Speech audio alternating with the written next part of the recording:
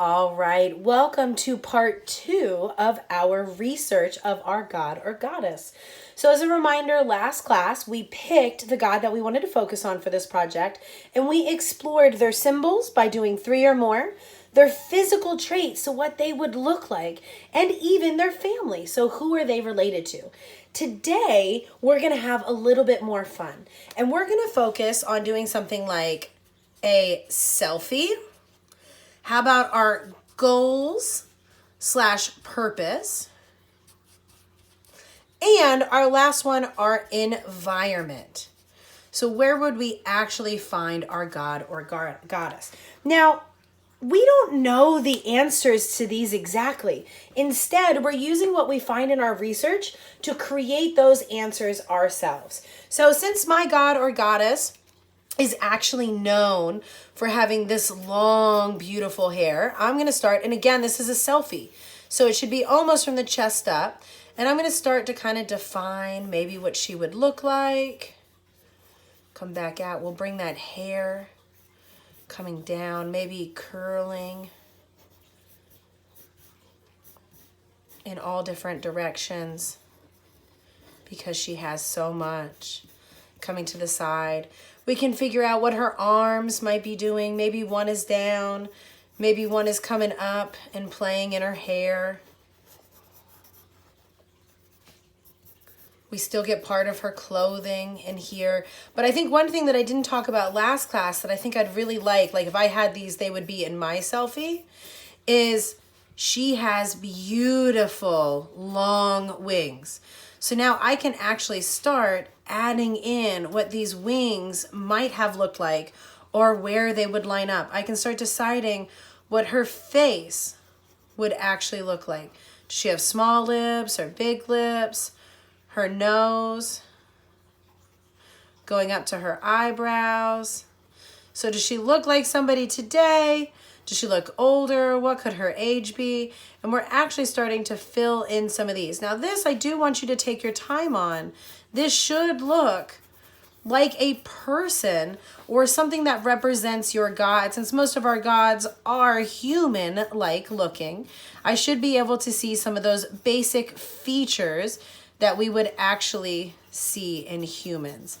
And look at how we now have a selfie. It's still not perfect, but it looks way better than our personal traits from them before. Oh, maybe I even have some of those horns coming up back behind her hand. Now we want to think of our goal and our purpose. If she is the goddess of the moon, then she's there to make that moon rise.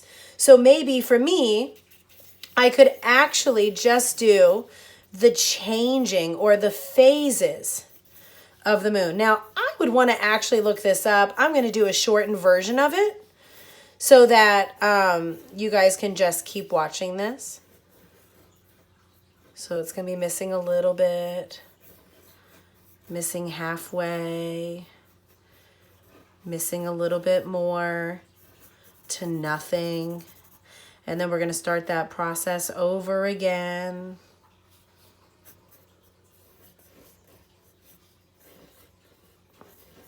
So that it's opposite on the side. So I could actually pick something that I want to focus on. And that could be, ooh, let's give some craters.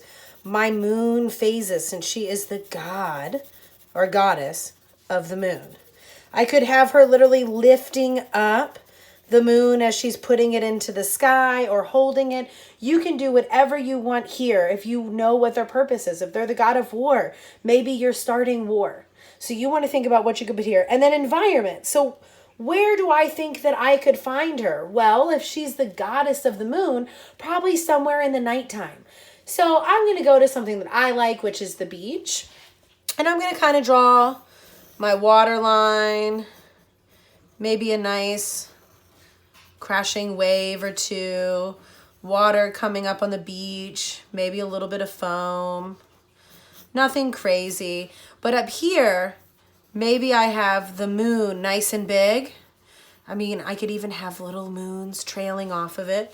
And I can really start to showcase the moonlight. So I could color in, and notice I'm not using color pencils. I'm just using the pencil that I have. I can really show that it's nighttime. by having that light coming off of that moon. And I could even color in a little bit of the water so that I can see that beautiful reflection of the moon onto the water and onto the sand. And look at how I could really create an environment. Maybe if you are the god of wine, you are in a vineyard. If you are the god of jokes and humor, maybe you're at a stand-up comedy club. So you want to think of where we might be able to find this god or goddess. This is the only one that I would say is a little bit more modern compared to all of this other stuff. If you want to keep it traditional and draw a Greek temple or somewhere where you would have been able to find that god or goddess, you can do that too, but I am allowing a little bit more freedom on this one. Thank you guys. Remember, we're using the same god or goddess as last class that we started researching. In this class, we got a little bit deeper of how they would actually look, their goal or purpose as a god or goddess, and the environment in which we could find them in. If they are a god or goddess of the ocean, you're probably going to draw the ocean. If they are a god or goddess of the wind, maybe we see a strong breeze. So where can we find them? I look forward to seeing everybody's finished. Have a great day. I'll see you next class.